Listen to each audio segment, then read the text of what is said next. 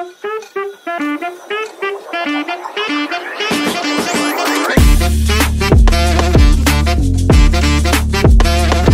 kali ini gue mau membahas tentang naturalisasi yang lagi-lagi rame nih. Karena kemarin sempat ya dibahas oleh mantan pelatih Timnas Indonesia U17 atau U19 ya, Fahri Husaini.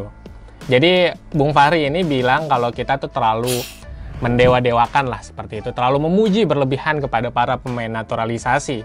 Jadi dia ingin bahwa tidak perlu ada pemujaan yang terlalu berlebihan, apresiasi yang terlalu berlebihan kepada pemain naturalisasi, karena juga selama ini belum ada dampak apapun menurutnya di Timnas Indonesia. Cuman kalau dipikir-pikir, ini pernyataan Bung Fahri ini jadi semakin mengkotak-kotakan antara pemain asli Indonesia dengan pemain naturalisasi. Padahal seperti yang kita tahu, kalau misalkan mereka memang ingin membela Timnas Garuda, itu artinya mereka tidak perlu diragukan lagi tentang nasionalisme mereka ya. Karena kalau misalkan kita merujuk kepada apa itu naturalisasi, bahwa sebenarnya naturalisasi adalah orang-orang yang memang WNA alias warga negara asing ingin menjadi warga negara Indonesia, dan itu pun ada beberapa syarat yang harus dipenuhi menurut undang-undangnya. Undang-undangnya cari sendiri ya, gua nggak terlalu hafal. Jadi kalau merujuk kepada undang-undang keimigrasian itu, kalau nggak salah keimigrasian ya. Jadi kalau menurut undang-undang itu dibilang bahwa minimal mereka bertinggal atau bermukim di Indonesia selama 5 tahun secara berturut-turut atau 10 tahun secara tidak berturut-turut kalau memang mereka murni naturalisasi. Cuman ada miss yang di sini yang dianggap oleh para publik antara pemain naturalisasi dengan pemain keturunan. Jadi sebelumnya ada penjelasan dari staf ahli Kemenpora yakni Hamdan Hamedan bahwa yang mereka lakukan adalah bukan melakukan naturalisasi, tapi mereka mencari pemain-pemain keturunan Indonesia yang berdiaspora di seluruh dunia. Jadi mereka yang menjadi warga negara Indonesia seperti Jordi Amat, Sen Patinama, Sandy Walsh, siapa lagi ya?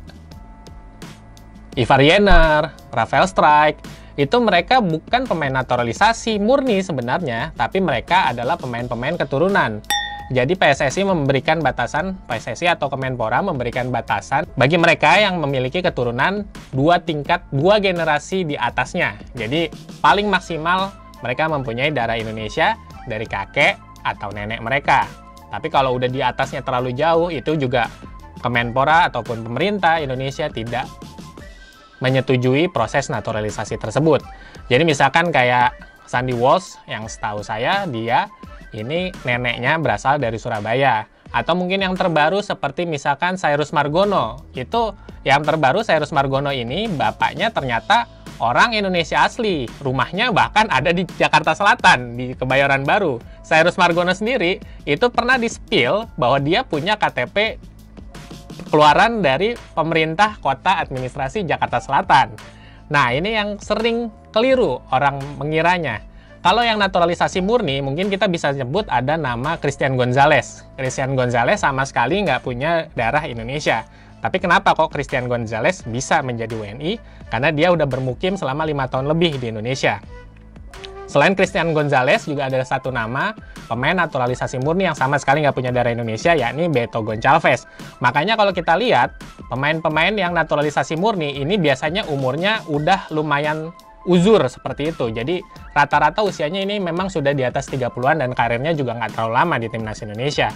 Nah, ada lagi, publik menyangka suka keliru antara pemain naturalisasi ini adalah mereka yang berwajah bule seperti itu. Kayak Irfan Bahdim atau Elkan Bagot, orang masih mengiranya bahwa mereka adalah naturalisasi. Padahal Irfan Bahdim dan Elkan Bagot itu murni WNI karena mereka memilih langsung secara kesadaran sendiri menjadi warga negara Indonesia ketika usianya belum 17 tahun. Jadi Elkan Bagot dan Irfan Bahdim, walaupun mereka memang lahir di luar negeri, bukan di Indonesia. Jadi Elkan Bagot lahirnya di Thailand, Irfan Bahdim memang lahirnya di Belanda. Tapi sebelum usia 17 tahun, mereka atas kesadaran sendiri memilih untuk menjadi warga negara Indonesia. Jadi mereka tidak melalui proses naturalisasi. Hal yang sama juga berlaku kepada pemain timnas U17 kemarin. Yakni ada Amar Berkic, ada Welber Jardim, sama Jidabin. Sebelum usia 17 tahun, mereka dengan kesadaran sendiri memilih untuk menjadi warga negara Indonesia. Jadi mereka itu bukan produk naturalisasi. Nah, bagi kalian yang masih mengkotak-kotakan antara naturalisasi dan pribumi asli, sebenarnya kita harus berkaca kepada timnas Prancis. Kalau kita lihat timnas Prancis di tahun 2018 lalu saat menjuarai Piala Dunia, sebanyak 15 pemain dari 23 pemain yang dibawa yang menjadi skuad di dalam Piala Dunia 2018 tersebut, itu adalah pemain keturunan. Bukan naturalisasi ya, cuman mereka memang pemain keturunan. Contohnya, misalnya ada Samuel Umtiti. Samuel Umtiti itu bek Prancis. Dia tidak lahir di negara Prancis, dia lahir di Kamerun. Tapi dia memilih untuk menjadi warga negara Prancis. Lalu juga ada duet gelandang tengah mereka, yakni N'Golo Kante dan Paul Pogba. N'Golo Kante dan Paul Pogba, jadi dua gelandang timnas Prancis, N'Golo Kante dan Paul Pogba, mereka memang lahir di Prancis. Tapi kedua orang tua dari N'Golo Kante dan Paul Pogba berasal dari Afrika. Tepatnya untuk N'Golo Kante, kedua orang tuanya berasal dari negara Mali. Sementara itu Paul Pogba lahir di Prancis, tapi kedua orang tuanya itu berasal dari Guinea. Ada Kylian Mbappe. Nah, striker Prancis yang sekarang menjadi andalan dari timnas ayam jantan tersebut, itu ternyata ayahnya berasal dari Kamerun dan ibunya berasal dari Aljazair. Selain Kylian Mbappe, striker Prancis lainnya, yakni Karim Benzema, juga berdarah Aljazair.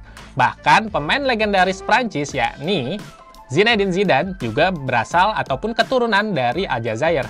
Jadi bagi kalian yang masih mengkotak-kotakan antara Indonesia asli dan warga keturunan ataupun naturalisasi, sebenarnya itu udah basi banget ya. Sebenarnya juga Sintayong pernah memberikan satu syarat kepada PSSI ataupun Kemenpora bagi mereka yang ingin membela timnas Indonesia. Syaratnya adalah mereka harus punya darah keturunan Indonesia. Jadi Sintayong sebenarnya nggak mau benar-benar ngerekrut pemain naturalisasi murni yang tidak mempunyai darah Indonesia sama sekali. Jadi kalau kita lihat juga permainan timnas Indonesia semenjak diperkuat oleh para pemain-pemain keturunan ini, kita bisa lihat kok ada perkembangannya. Seperti misalkan Ivar Jenner, Rafael Strijk, lalu juga di belakang ada trio Sandy Walsh, Saint Patinama, sama Jordi Amat. Itu bisa kelihatan pertahanan kita semakin solid dan semakin bagus.